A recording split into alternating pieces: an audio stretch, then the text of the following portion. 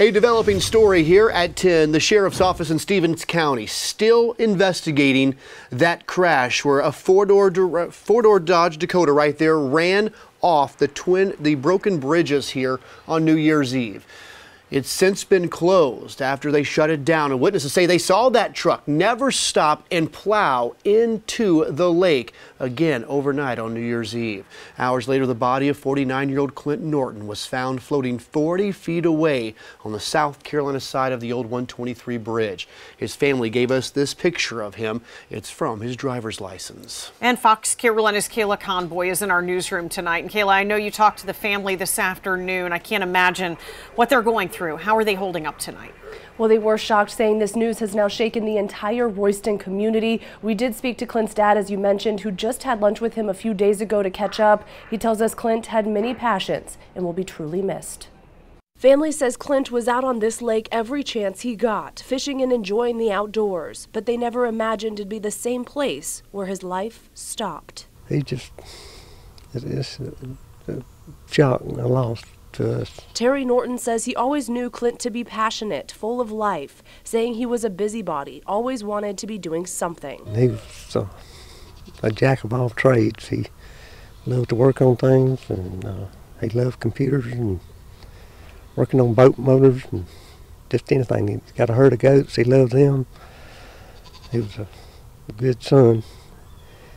He left behind 2 more brothers and a sister. All who were fiercely protective. They say Clint's life wasn't without struggles. From an early age, he was forced to be a fighter. Years ago, he had a brain tumor, and they operated on him. When they were operating on him, he had a seizure, and it left him paralyzed on one side and in a wheelchair for many years. And he learned himself to walk again, so he could use his arm. And there wasn't anything he would tackle to try to fix or something. It was a quality his dad always admired. They would chat daily, and Terry says his days just won't be the same without their visits. Every day at lunch, I came over here and ate lunch with him and checked on him just to see how he was doing. And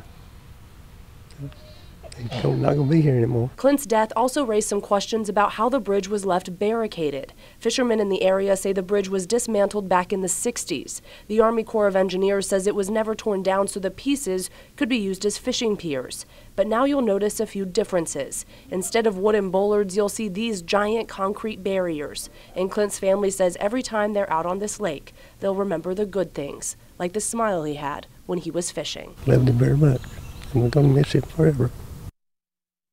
The family also tells us Clint always found a way to beat the odds and wouldn't take no for an answer. They say he was a caring son and a loving sibling. They also shared with us that he leaves behind a daughter who lives up north.